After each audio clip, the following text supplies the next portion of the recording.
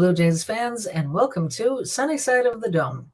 I'm your host, Karen Soutar, and I'm here to talk some Blue Jays baseball with you for the next half hour or so. Sunny Side of the Dome is brought to you by Jays from the Couch. We stream live Thursday evenings at 6 p.m., and you can find us on Facebook, Twitter, or YouTube. And if you are following along live and you think of a question or comment, please do send it all in. I love that interaction with the audience. I think it makes the show just that much better. Although right about now, there might be some choice comments regarding the team and all that, but regardless. And if you aren't catching the live version, but you still want to check us out, that's great. When you're ready for us, we're ready for you. You can catch the archived version on Facebook, Twitter, YouTube, or you can download and listen as a radio podcast. So any quality podcast carrier has Jays from the Couch, the full lineup. Speaking of which, there's the other shows, which I hope you're also checking out. There's the main podcast, which is Mondays at 6 p.m., hosted by Shaun Doyle, senior editor, founder of Jays from the Couch. He's always got lots of interesting things in store for people to check out. And the other show is the On Feck Circle, Tuesday evenings at 6 p.m., hosted by my very unique colleague, Steve Feck. And what can you say about Steve that hasn't already been said? He's smart, he's fun, he's funny, he's unique.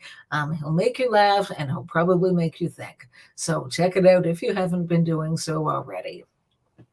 And on that note, happy Thursday evening, Blue Jays fans. Yes, happy. Let's all try to be happy.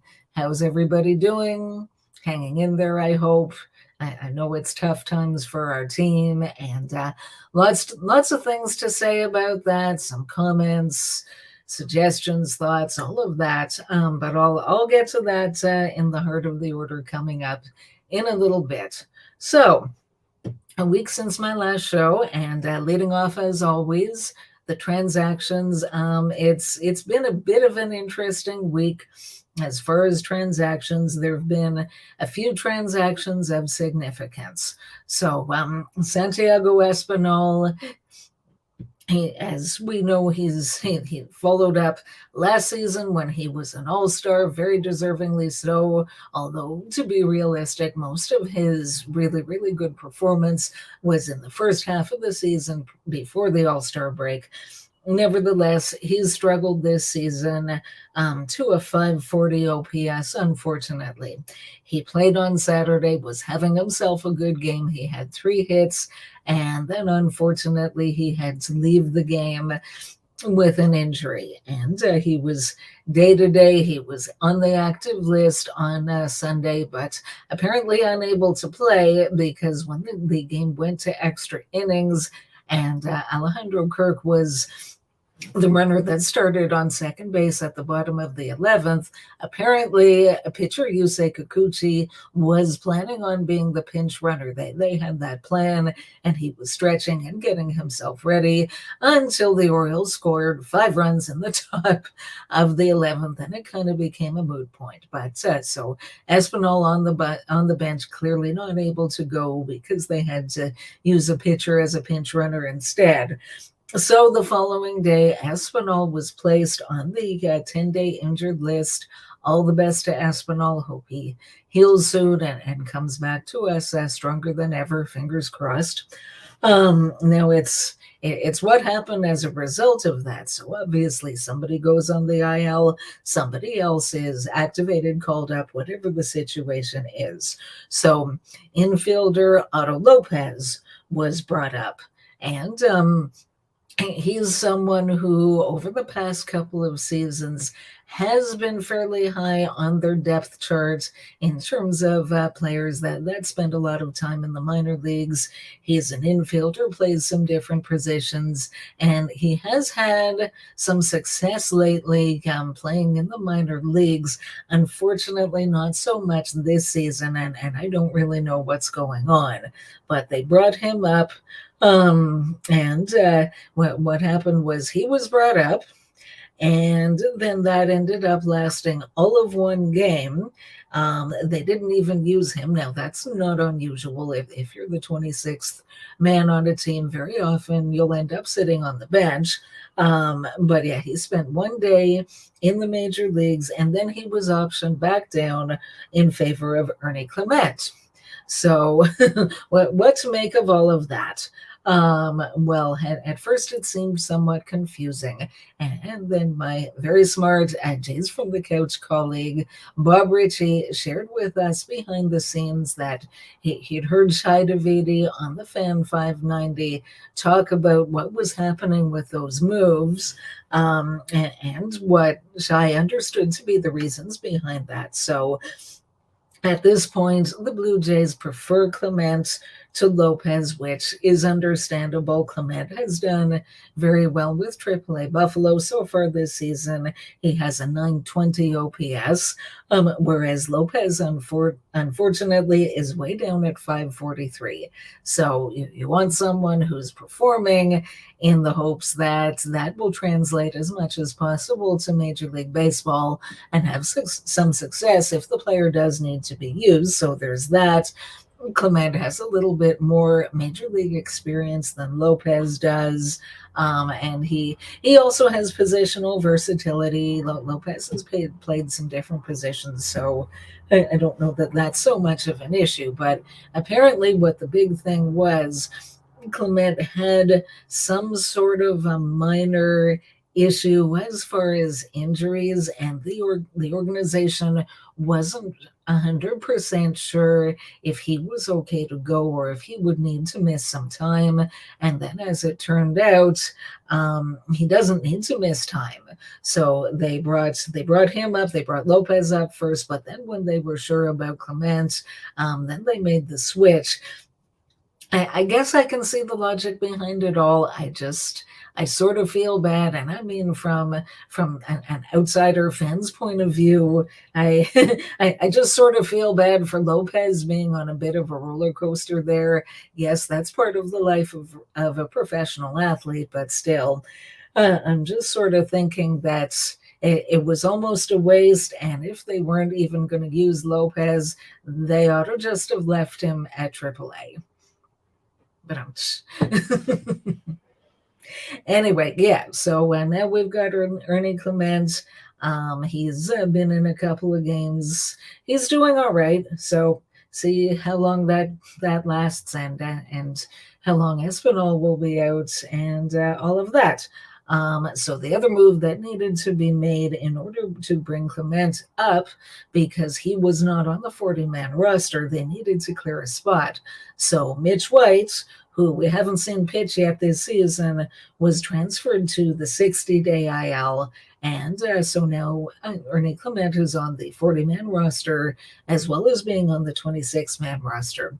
So unfortunate about Mitch White. I mean, chances are this is just a formality, because yes, he was on a rehab assignment, but then I believe they discontinued that as he had another flare-up, and I don't even know what's going on with him. I mean, they acquired him with some decent numbers. We all know he didn't do well for the Jays last season. Was so hoping for a bounce back from him this season. I know a number of people thought there was real reason to be hopeful about him, and I'm not saying the rest of his career is a write-off by any means, but now there seems to be issues with his health, and he can't seem to get healthy, stay healthy.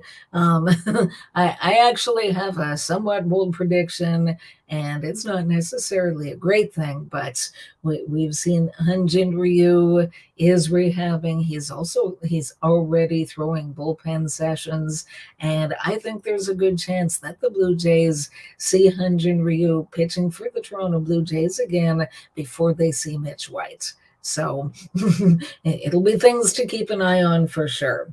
The other roster moves. So Adam Simberg, he has been on the injured list. He was activated. He was ready to come back. And as a result, Thomas Hatch was sent back to AAA.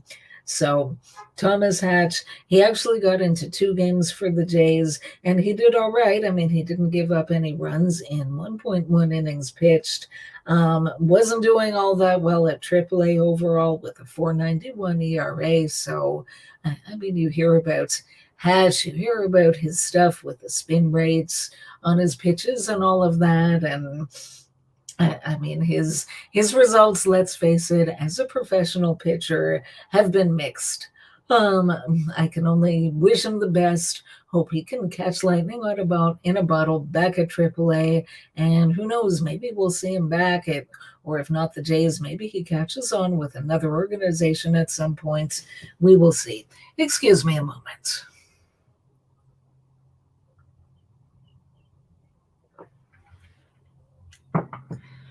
All right, so yes, Adam Simber is back. Since being activated, he's gotten into 2 games, and so the first game was the lovely game, the one of the few fun games that our Blue Jays have played recently. That was this past Tuesday when they absolutely demolished the Rays 20-1, and they brought Simber in to pitch the 9th inning. And to say it was low leverage doesn't even cover it. I mean, that was zero leverage. You're pitching the 9th inning of a game that's 20-1, and all he had to do was basically go out there and not get hurt again. And it was fine. He didn't give up any runs on that day. He was brought in to pitch earlier today when the Blue Jays finished up their series with the Rays, and unfortunately, the result wasn't as good. He pitched an inning, he did give up a run. So, yeah, Simber overall this season has a 4.09 ERA. He's been quite good for the Blue Jays in the previous 1.5 seasons that he's been with them. Always had good results as far as keeping the walks down, limiting runs, and really, I mean, people, the analytics, a lot of fans have bought into the whole thing about, well, if for a reliever to be any good, they have to be high velocity, high strikeout. That's not Adam Simber's game.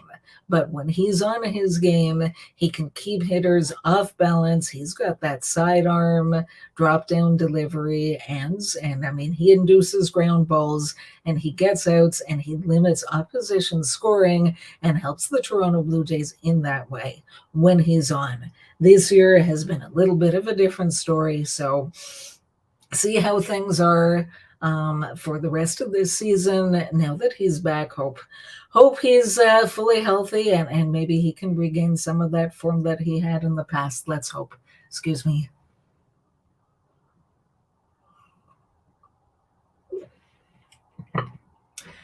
All right, so on to the heart of the order, which is still beating, believe it or not.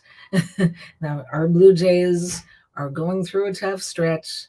There's no way to sugarcoat it. When I first started doing this show, which was a little over 2 years ago, call it 2.5 years ago, I promised that as much as I try to look on the bright side, the sunny side of things, where there realistically, or that I believe there is realistically a bright side to look on, when things aren't very good, I'm not going to sit here and try to pretend that everything is great, because I'd lose credibility in a hurry and probably lose a lot of audience. So it's been a tough week and a half.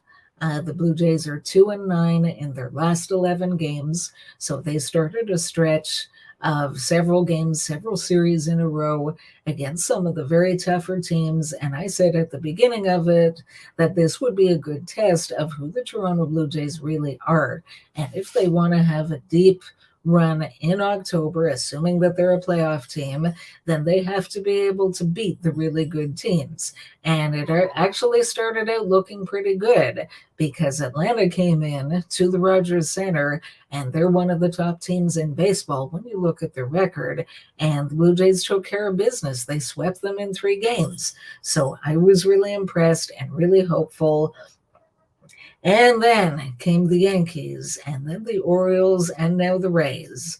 And we're looking at a 2-9, and obviously they've fallen back in terms of their record, in terms of their standings. They're currently not holding down a playoff spot, so they've got some challenges ahead. They really need to step it up in order to move forward. A little anecdote, personal anecdote, and this is a true story. So I have a full-time job. I work in an office 8:30 to 4:30 Monday through Friday. Excuse me. Ginger ale to the rescue. So yes, I work in an office, and normally speaking, when it's 4:30 and I'm about to leave for the day, of course, like most normal people, I say goodnight to my coworkers. Well, today I was so distracted that instead of saying goodnight, I said good morning. And then, of course, they laughed. And then I made fun of myself. I said, sure, let's start today all over again. Maybe subconsciously, what I was thinking is that if we could start today all over again, maybe the Toronto Blue Jays would play better and not lose yet another game and yet another series to a division rival. So it's definitely been a challenge. I've got some thoughts about that. I've got some thoughts about the team, some things I think the team should do, and some ways for the fans to maybe try to cope and get through this. So, do you remember going back to 2015, that special season that the Jays had in 2015? Do you remember the quote, "This isn't the Tri League, this is the Get It Done League"? That was Josh Donaldson. That was back in May of 2015, May the 16th to be exact. I looked it up. And Donaldson did not make those comments because the Blue Jays were playing flawless baseball on a roll and couldn't do anything wrong. He said those things because the team was struggling. So there are people, there are Blue Jays fans who are frustrated. Absolutely. I'm one of them. Trust me. This is painful for me. It has been painful to watch, to hear about when I can't watch because I'm at work. Silver lining. Yeah, I mean, there's no getting around how it feels to be a fan when your team is struggling like that. There are people who have said that they're walking away, that they're taking a step back from the team, whether that's temporary, permanent, or who knows what. There are people that on this day after 51 games have already decided that the Blue Jays are not a playoff team this season. Well, one of the things I always say is that everybody has a right to choose how to be a fan. If we're each going to choose to be a fan, it's up to every individual, himself or herself, to make those kinds of decisions. Personally, I wouldn't walk away. I'm not giving up on this team. I think there's a lot of baseball left. I mean, it's 51 games in. That's not even a third of the way through the season, just slightly under a third. And I mean, there's lots of time for them to turn it around, play better baseball, move up in the standings, and for us to have a lot to look forward to at the end of the season. So, and apparently, if there's anybody who didn't hear, after today's game, they had a players-only meeting, and they want to keep that in the clubhouse as far as everything that was said. Okay, fine. But, I mean, for anybody who thinks they don't care, I don't know how you can conclude that. Their play at times is frustrating, but I don't think they're not trying. If anything, maybe at times they're trying too hard. They might be pressing a bit, but they're taking this seriously. They're talking to each other. They're trying to find answers. So hopefully that's one step in the right direction. So this season, so prior to today's game, they were 26-24. Now they're 26-25. So you think it's impossible for them to come back and make the playoffs? Well, in 2016, after 50 games, they were an even 500, 25-25. In 2015, after 50 games, they were 23-27. So that team struggled a bit early on. In 1989, when they also made the playoffs, They were a lot worse than that. They were 20-30. So that team really had to pick up its socks in order to move forward, and they did do that. But again, just things to keep in mind when it feels like maybe all is lost, because it's not. Are things going well right now? They're absolutely not. And the Jays need to improve. They need to look themselves in the mirror and look at each other and do what it takes to win. Do I believe that this team still has what it takes to do that? I absolutely do.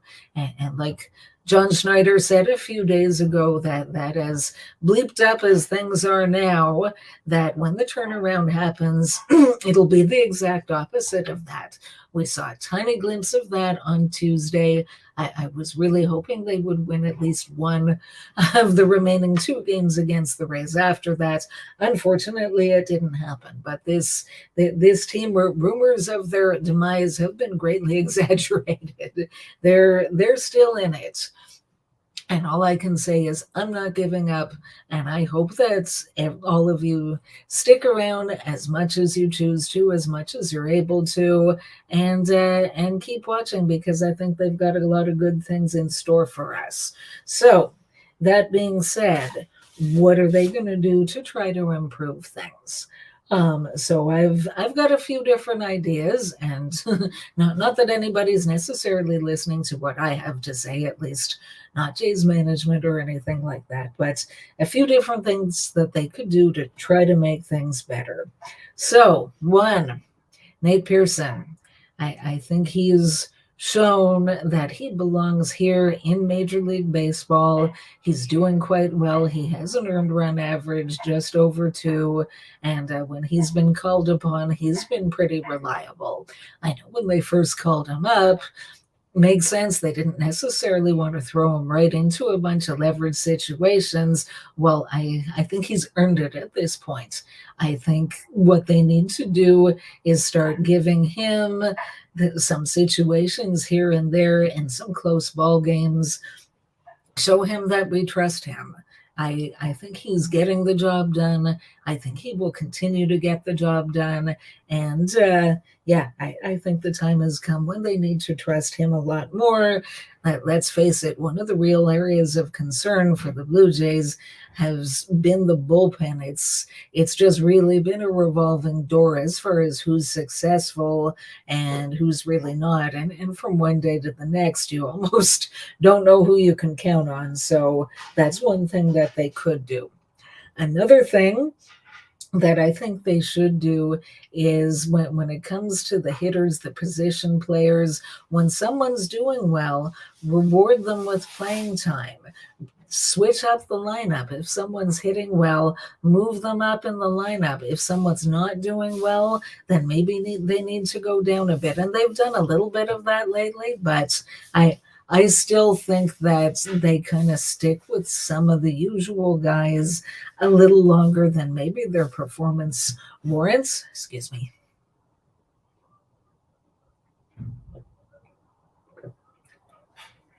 So yeah, go with the guys that are giving you the best chance to win.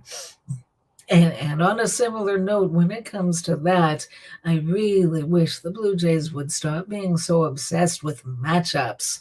Forget about getting a left-handed hitter to face a right-handed pitcher, or whatever the case may be. If your left-handed hitters aren't doing all that well, or if you have right-handed hitters that are doing a lot better, as one big example of that, Whit Merrifield, he's a right-handed hitter.